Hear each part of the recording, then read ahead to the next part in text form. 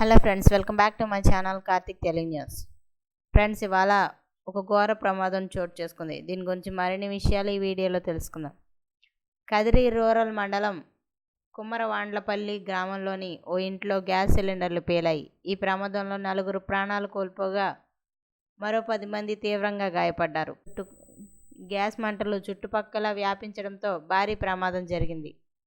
సమాచారం అందిన వెంటనే అగ్నిమాపక సిబ్బంది, పోలీసులు ఘటనా స్థలానికి చేరుకున్నారు.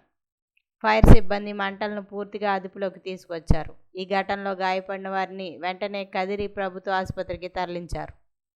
ప్రమాదం దాటికి ఇల్లు పూర్తిగా ధ్వంసమైంది. గాయపడిన వారిలో పలువురి పరిస్థితి విషమంగా ఉన్నట్లు వైద్యులు తెలిపారు. మృతుల సంఖ్య పెరిగే అవకాశం ఉందని సమాచారం అందింది.